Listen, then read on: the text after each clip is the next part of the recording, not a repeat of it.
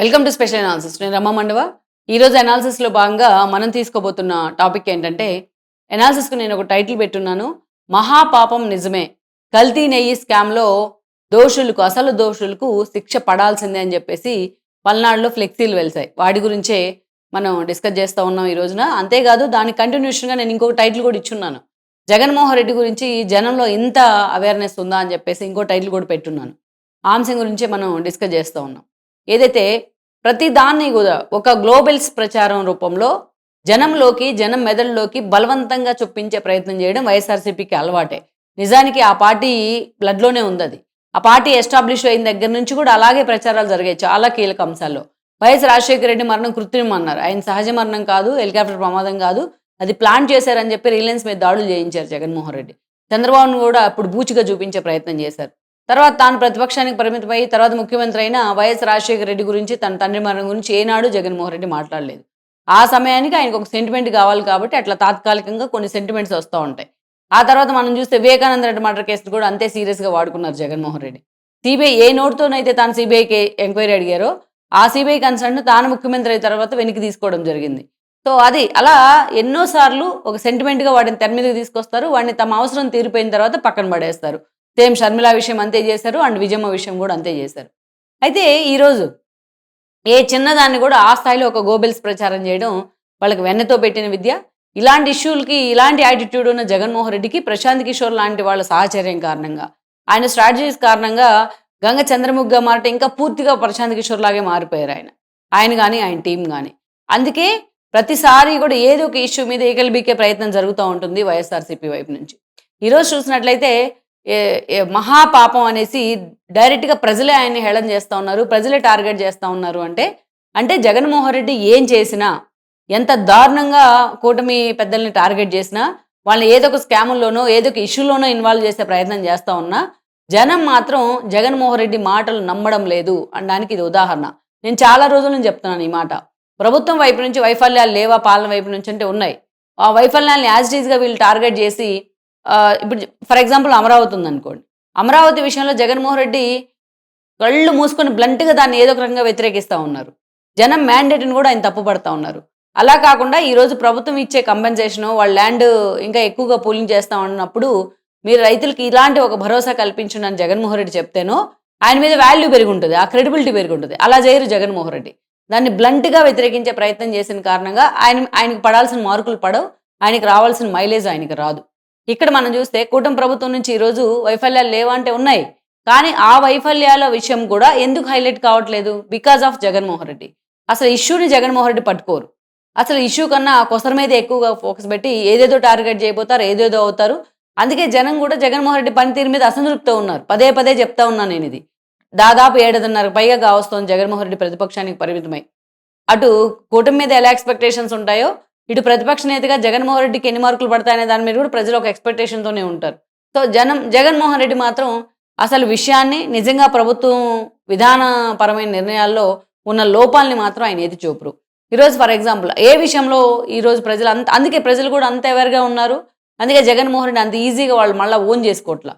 జగన్మోహన్ రెడ్డి నేను మళ్ళా సీఎం అవుతాను, మళ్ళా పాదయాత్ర చేస్తానంటేనే భయపడిపోతా ఉన్నారు. చాలా డిస్కషన్ కారణం అవుతోంది ఈ అంశం, మళ్ళా జగన్మోహన్ రెడ్డి వస్తారా అని చెప్పేసి. సో ఇక్కడ మనం చూస్తే ఈరోజు ఏకంగా పల్నాడు, అదేవిధంగా నరసరావుపేట, పిడుగురాళ్ళ లాంటి ఏరియాలో జగన్మోహన్ రెడ్డికి సంబంధించి కల్తీ నెయ్యికి సంబంధించి వాళ్ళు చేసిన స్కామ్ మీద డైరెక్ట్ ఫ్లెక్సీలే పెట్టారు. ఎవరు పెడతారు అంత ఫ్లెక్సీలు? పొలిటీషియన్స్ ఎవరు కూడా పెట్టరు. పొలిటీషియన్స్ పెట్టుంటే వాళ్ళ పేర్లు, వాళ్ళ ఫోటోలు ఏ ఒకటి ఉండేవి. అంటే కామన్ మెన్, సాధారణ ప్రజలే ఆ దేవదేవుడి విషయంలో జగన్మోహన్ రెడ్డి చేసిన తప్పుదాన్ని వాళ్ళు అంగీకరించలేకపోతా ఉన్నారు.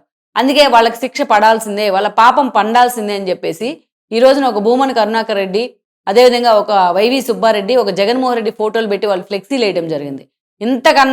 ఇంతకన్నా జగన్మోహన్ రెడ్డి పరువు పోగొట్టుకునే అంశం ఏదైనా ఉంటుందా?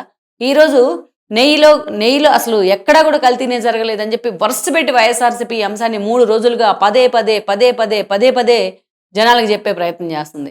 ప్రజలకు సంబంధించిన ఏ ఇష్యూలో కానీ, పార్టీ నేతలకు సంబంధించి ఇబ్బంది వస్తే ఏ ఇష్యూలో కానీ ఈ స్థాయిలో జగన్మోహన్ రెడ్డి కానీ ఆయన టీం కానీ స్పందించదు.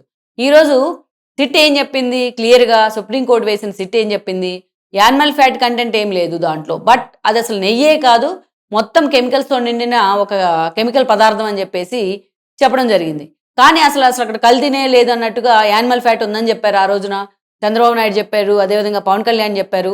పవన్ కళ్యాణ్, చంద్రబాబు నాయుడు నాలుక మీద వాతలు పెట్టాలని వాగుతా ఉన్నారు కొంతమంది నేతలు. మంత్రులుగా చేసిన వాళ్ళు కూడా. ఈరోజు చూస్తే అసలది మనం మొన్నటి వరకు మనం ఏమనుకున్నాం? నెయ్యిలో కల్తీ జరిగిందనుకున్నాం. అది అసలు కల్తీనే, అది అసలు నెయ్యే కాదని తెలిసిన తర్వాతే భక్తులు ఎంతోమంది భక్తులు, కోట్లాది మంది శ్రీవారి భక్తులు నిజంగా ఇది వాళ్ళని ఒక అవమానించడం, అవహేళన చేయడం. ఈ రకంగా చూస్తే వాళ్ళు శ్రీవారిని కూడా అవమానించారు. ముందు మహాప్రసాదాన్ని తీసుకొచ్చి శ్రీవారి ముందు పెట్టిన తర్వాతే దాన్ని తీసుకెళ్లి పోట్లో తయారైన తర్వాత దాన్ని తీసుకెళ్లి భక్తులకు ప్రసాదంగా పెడతారు. మరి ఆ లెక్కను చూస్తే దేవదేవుణ్ణి కూడా అవమానించడమే కదా. ఆ లడ్డు ఏంటి, ఆ లడ్డుకున్న పవిత్రత ఏంటి, దాని సువాసన ఏంటి? మనం తిరుమల లడ్డు తీసుకొచ్చి మన ఇంట్లో పెడితే ఆ లడ్డు మన ఇంట్లో ఉన్నన్ని రోజులు కూడా అదే స్మెల్ వస్తూ ఉంటుంది ఇల్లంతా. అంతా శ్రీవారు అంటే ఎంత సెంటిమెంటో, తిరుమల అంటే ఎంత సెంటిమెంటో, లడ్డు అంటే అంతకన్నా ఎక్కువ సెంటిమెంట్. మహాప్రసాదం అనుకుంటాం మనం, లడ్డు అని పిలవం కూడా. సో ఆ లడ్డూలోనే కల్తీ జరగడం, ఇంతకన్నా భ్రష్టత్వం ఏదైనా ఉంటుందా? ఇంతకన్నా ఏదైనా అపచారం ఉంటుందా? దీని రెప్లికానే కదా 11 సీట్లు. అయినా సరే ఈరోజు క్లియర్‌గా సిట్ అంత క్లియర్‌గా మెన్షన్ చేసి ఛార్జ్ షీట్ వేసిన తర్వాత కూడా దాన్ని కూడా పక్కదారి పట్టించే ప్రయత్నం జరుగుతూ ఉంది. ఎందుకు జరుగుతూ ఉంది అంటే తమ తప్పేమీ లేదు, మా మీద బండేసే ప్రయత్నం చేశారు చంద్రబాబు నాయుడు, పవన్ కళ్యాణ్ అని చెప్పి దానికి మసిపూసి మారేడుగాయ చేస్తూ ఉన్నారు. స్టిల్ ఇక్కడ జగన్మోహన్ రెడ్డి గుర్తుపెట్టుకోవాల్సింది ఏంటంటే కల్తీ నెయ్యది. కెమికల్స్‌తో హర్ష డైస్ లాంటి వాళ్ళని మేనేజ్ చేసి కెమికల్స్ని తెప్పించుకున్నారు.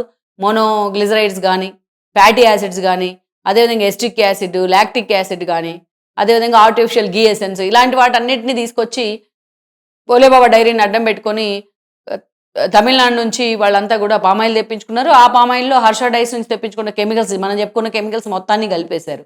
సో ఇవన్నీ కలపడం వల్ల, ఆర్టిఫిషియల్ గీ ఎసెన్స్ ఇవన్నీ కలపడం వల్ల ఆ పామాయిల్కి లైక్ మనం చూస్తానికి నెయ్యి లాంటి టెక్స్చర్ వస్తుందన్నమాట. అది సాలిడ్గా అవుతుంది, దగ్గర చూస్తానికి అది నెయ్యిలాగే ఉంటుంది. ఆ ఎసెన్స్, గీ ఎసెన్స్ కలపడం వల్ల ఆర్టిఫిషియల్ స్మెల్ కూడా వస్తుంది. ఆటోమేటిక్గా నెయ్యి అనుకుంటారు చూసిన వాళ్ళు. అప్పటికి చాలామంది పోటు తయారీలో ఉన్న కార్మికులు చాలామంది చెప్తానే ఉన్నారు అసలు లడ్డు కాదు, నాణ్యత దెబ్బతింటుంది అని చెప్పేసి. సో అయినా కూడా వాళ్ళు కావాలనే చేసింది కాబట్టి దాన్ని మ్యానిపులేట్ చేసే ప్రయత్నం అయితే జరిగింది. ఇంత జరిగితే ఇంత క్లియర్గా ఈరోజు చెప్తా ఉంటే యానిమల్ ఫ్యాట్ లేదు, యానిమల్ ఫ్యాట్ ఉంటేనే కల్తీ అయినట్ట లడ్డు? కెమికల్స్ ఉంటే కల్తీ అయినట్టు కాదా?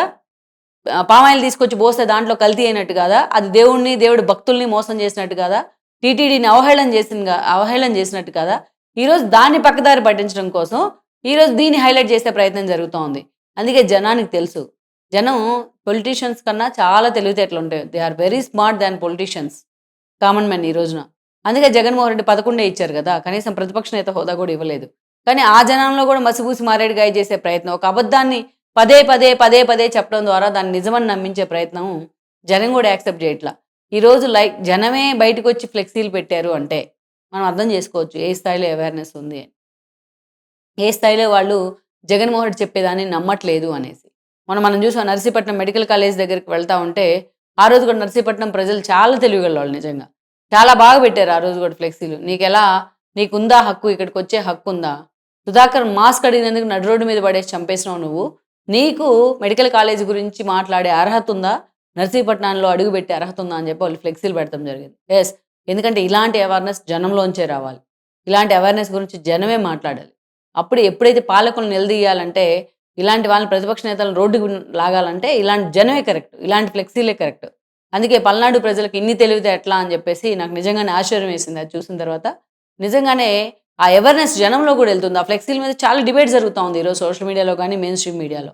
సో జగన్మోహన్ రెడ్డి ఎంత సీరియస్గా దాన్ని జనంలోకి తీసుకెళ్తున్నా అది జనానికి ఎక్కట్లేదు. నిజాలు ఏంటనేది వాళ్ళు గ్రహించారు అనడానికి ఈ సంఘటనే, ఈ ఫ్లెక్సీలే ఒక నిదర్శనం అని మనం చెప్పుకోవచ్చు. Please share, like and subscribe R24 Telugu YouTube channel.